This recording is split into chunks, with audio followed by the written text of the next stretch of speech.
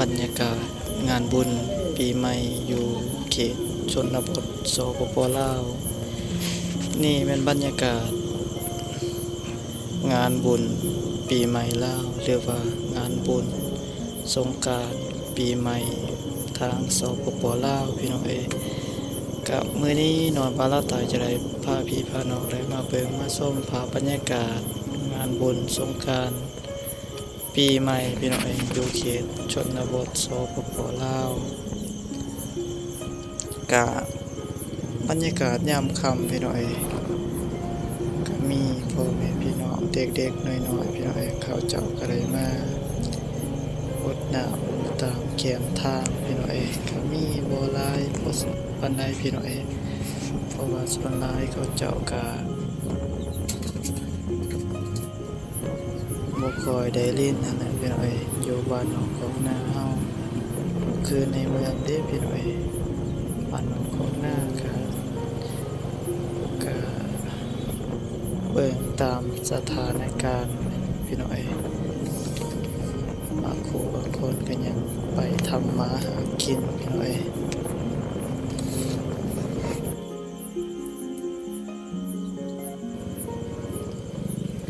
ครับสบายดีพ่อแม่พี่น้อง FC เมื่อสุขทุกคนพี่น้องบ่ว่าจะเป็น FC ทางภายในและทางประเทศพี่น้องมื้อนี้หน่วยบาลาตายได้พาพี่พาน้องได้มาเบิ่งภาพบรรยากาศงานบุญปีใหม่เรียกว่างานสงกรานต์ปีใหม่พี่น้องอยู่เขตชนบทสปป.ลาวใต้พี่น้องก็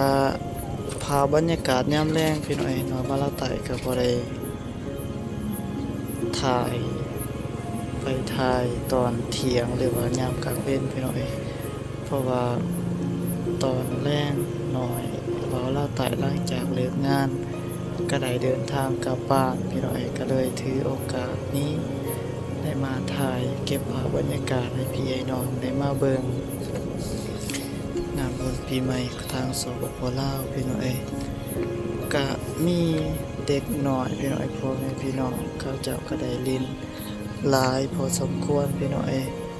แต่ก็บ่คึกคืนปานใดท่านผู้ชมก็ขึ้นกับเงื่อนไขของพ่อแม่พี่น้องและท่านผู้ชมก็เบิ่งเอาบรรยากาศเดือนสานบ้านโซนของพ่อแม่พี่น้องพี่น้องก็มื้อนี้ก็เป็นครั้งที่2พี่น้องที่นอนมาลาไตจะได้เก็บภาพบรรยากาศเส้นทางตามเส้นทางนี่พี่น้องแต่ว่ามื้อนี้ก็เป็นมื้อพิเศษพี่น้องก็เป็นมื้องานบุญปีใหม่ลาวพี่น้องก็คือเห็นเฮือนศาลบ้านทรงของแต่ละครอบครัวพี่น้องบางบ่อนเขาเจ้าก็น่าจะไปกินสุมแซวอยู่ครอบครัวอื่นอะไรพี่น้องเป็นชุมเป็นบ่อนตามสมัยแล้วก็บางครัวเขาเจ้าก็อาจจะไปหาเงินหาค้ำคือนอนบาลาตายอะไรพี่น้องการนอนบาลาตายก็บ่ได้ไปหาส่งน้ำพระหรือว่าไปลิ้นบุญศีลกินทานพี่น้องบ่ได้ลิ้นบุญปีใหม่เลยพี่น้องนอนบาลาตายก็ยังคุมกับเวียกกับงานพี่น้องทางหัวหน้าเพิ่นก็บ่อนุญาตให้พักพี่น้องก็ให้เฮ็ดก่อนพี่น้องหลังจากปิดปีใหม่แล้วเขาจะให้พักสดเชย3 มื้อพี่น้องก็น่าเสียดายพี่น้องน้อยบาลาไตก็บ่ได้มายามกลางเว้นพี่น้องยามกลางเว้นน่าจะม่วนซื่นคึกคืนพอสมควรท่านผู้ชมอันนี้มายามค่ำพี่น้องก็มีบ่หลายและพี่น้องเขาเจ้าเล่นน้ำเล่นในน่าจะแม่นข้าวเช้าเล่นน้ำเล่นในพี่น้องพี่ตามเส้นทางก็เขาเจ้าก็บ่ค่อยได้เล่นนะพี่น้องอยู่เขตนอกของเฮาคือในเมืองน่าจะมีหลายกว่าในท่านผู้ชม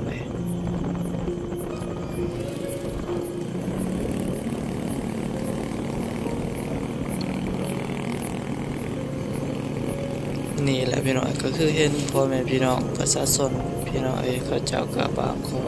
เขาเจ้าบ่ได้เล่นเด้พี่น้องขนาดจะแม่นวัยรุ่นคึกขนองพี่น้องเขาเจ้าน่าจะถ้าครอบครัวใดมีรถมีล้านพี่น้องเขาเจ้าน่าจะได้ไปเล่นไปเที่ยวตามสมัยส่วนผู้ใดบ่มีรถล้านน่าจะบ่ได้ไปตามสมัยพี่น้องทางหน้าก็มีอีกเด็กน้อยพี่น้องเขาเจ้ากำลังรดน้ำรดในพี่น้องป้าพี่น้องพี่เขาเจ้าหาเอ็นเอาจับโทรศัพท์พี่น้อยเขาเจ้าก็บ่กล้าเอาเด้พี่น้อยเพราะว่าเขาเจ้าก็จับเด้พี่น้อยแต่ว่ามีมารยาทดีพี่น้อยถ้าว่าเฮาจับแนวสิ่งที่มันสามารถมันสามารถเข้าได้หรือว่าเปียกได้เขาเจ้าก็บ่ฮดเด้พี่น้อย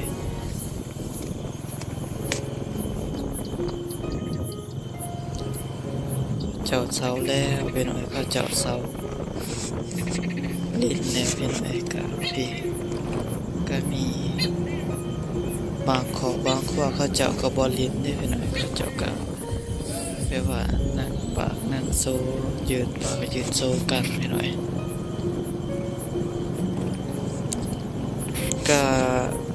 ขึ้นกับเงื่อนไขของแต่ละคนนั่นแหละตามสมัยบ่คือกันพี่น้อยกับบางขอบางขั้วเขาเจ้าก็หาเงินหาคำสำคัญกว่าพี่น้อยเด่นความมวลความซื่นถ้ามีเงินมีคำแล้วก็สามารถมีเงินมาใส่ซอยก็ยังดีพี่น้อย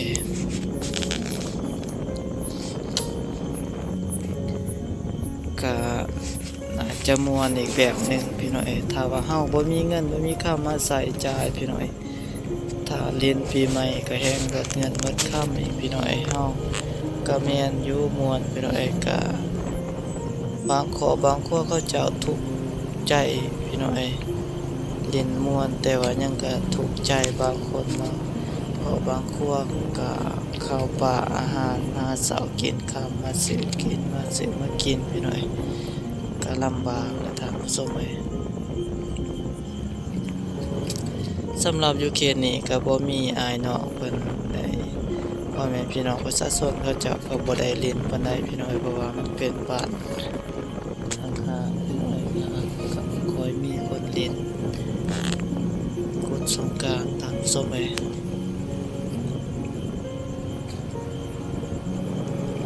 ภาพบรรยากาศก็สงบสงบพี่น้อยมิดเงียบคือกันพี่น้อยก็มีเด็กน้อยวันนี้บางบอนพาพี่น้อยสาดน้ำพดน้ำพี่น้อย